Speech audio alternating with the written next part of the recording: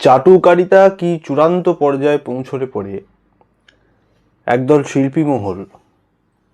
তারা লক্ষ্মী এলো ঘরের মতো একটি ছবি বানাতে পারে এবং তাতে অভিনয় করতে পারে। পশ্চিমবঙ্গ তথ্য সংস্কৃতি দপ্তর প্রযোজিত এবং মাননীয় মুখ্যমন্ত্রী মমতা বন্দ্যোপাধ্যায় অনুপ্রেরিত এই ছবি পশ্চিমবঙ্গের কতগুলো তৃণমূল শাসিত পশ্চিমবঙ্গের কতগুলো যে প্রকল্প যেগুলো সর্বৈব ব্যর্থ এবং আমাদের পশ্চিমবাংলার মান সম্মানকে একেবারে ধূলিধূসরিত করেছে, এরকম কয়েকটা প্রকল্পের উপর ভিত্তি করেই লক্ষ্মী এলো ঘরে বলে একটি ছবি বানানো হয়েছে, যেখানে অঙ্কুশ হাজরা, খরাজ মুখোপাধ্যায়, শুভশ্রী গাঙ্গুলি, যিনি নাকি আবার লেডি সুপারস্টার, এবং সবথেকে অবাক করার বিষয় মানে যাদের রাজনৈতিক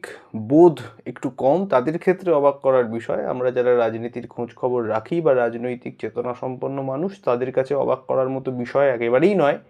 সেটা হলো সোহিনী সেনগুপ্ত, যিনি একজন ঘোষিত বামপন্থী নাট্য বিপ্লবী, তার এই ছবিতে অভিনয় করা। এমনিতে থিয়েটার বা নাট্য জগতে এরকম একটা ব্যাপারই রয়েছে যে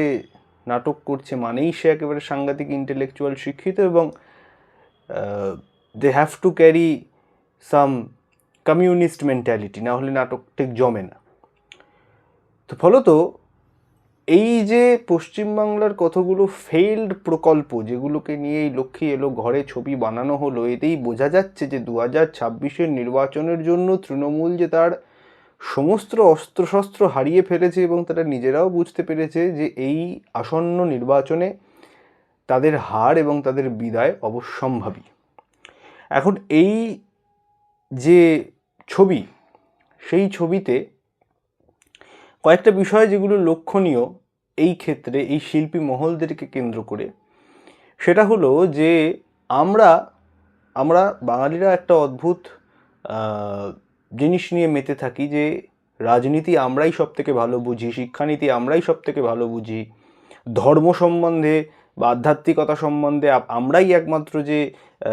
সেকুলারিজমের ধ্বজাধারী, আমরাই এক্ষেত্রে সব থেকে ভালো বুঝি, বা শিল্প সংস্কৃতির পৃষ্ঠপোষক সেটাও আমরাই সব থেকে বেশি। এবং এই আমাদের যে এই আত্মম্ভরিতা সেটা যে কতখানি ভুল সেটা দেখা যায় যে পশ্চিমবঙ্গের মুখ্যমন্ত্রীর পদে আসীন হচ্ছেন মমতা বন্দ্যোপাধ্যায়, আমাদের এত জ্ঞান থাকা সত্ত্বেও। এখন এখান থেকে আমাদের কয়েকটা জিনিস বোঝার দরকার, সেটা হচ্ছে এই যে দীপক অধিকারী, শুভশ্রী গাঙ্গুলি, জুন মালিয়া, যিশু সেনগুপ্ত এবং প্রমুখ যারা আছেন, যারা সারা বছর মমতা বন্দ্যোপাধ্যায়ের পেছন পেছন ঘুরে বেড়ান, তারা কিন্তু আমাদেরকে কেবলমাত্র ভোট ব্যাংক এবং তাদের ছবি যখন রিলিজ হয় সেই সময় আমাদেরকে কেবলমাত্র দর্শক হিসেবে ব্যবহার করেন। দেশ দশ সমাজের কল্যাণ ইত্যাদি কোনো বিষয়ে তাদের কোনো রকম কোনো মাথা ব্যথা নেই। রাষ্ট্রের কিসে ভালো কিসে মন্দ, রাজ্যের কিসে ভালো কিসে মন্দ, 10টা মানুষের কিসে উপকার, রাজ্যবাসীর কিসে উপকার, এ নিয়ে এদের বিন্দুমাত্র মাথা ব্যথা নেই।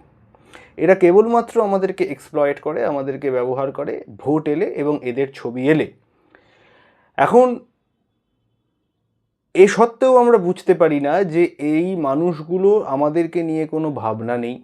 এরা কেবলমাত্র নিজেরটুকু বোঝে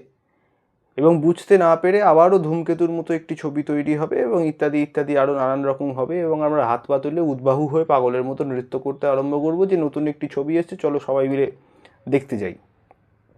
শিল্প জিনিসটা না, শিল্প চর্চা জিনিসটা একটা খুব বড় জিনিস। এই প্রসঙ্গে কথা বলতে গিয়ে ঠাকুর শ্রী রামকৃষ্ণ পরমহংসদেবের একটা উক্তি করতে খুব ইচ্ছে করে। ঠাকুর বলেছিলেন যে শিল্প চর্চায় ব্রতী যারা যারা নাচ গান একটু জানে, তারা ঈশ্বর দর্শনের পথে আরও এক পা বাড়িয়ে রয়েছে। এতটাই গুরুত্বপূর্ণ এই জিনিসটি, এই শিল্পচর্চা বিষয়টি,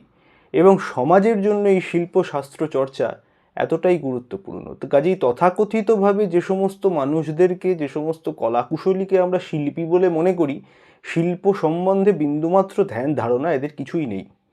এবং সবথেকে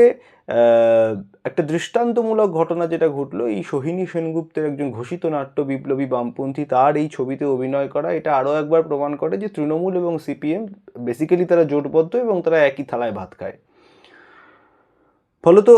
আমরা সাধারণ মানুষেরা যত তাড়াতাড়ি বুঝতে পারবো যে এই তথাকথিত শিল্পী মহল, যারা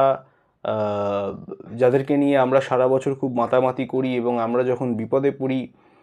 আমাদের রাজ্য যখন বিপদে থাকে, রাষ্ট্র যখন বিপদে থাকে, তখন এদের টিকিটিও পাওয়া যায় না, অথচ এদেরকে নিয়ে আমরা মেতে থাকি।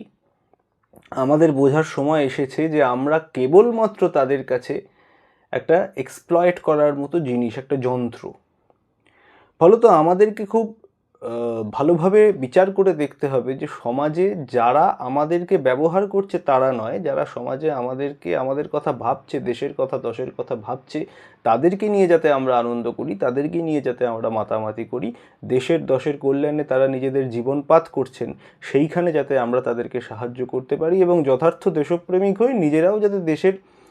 কিছু হিতার্থে লাগতে পারি। তাহলে ফলত এটা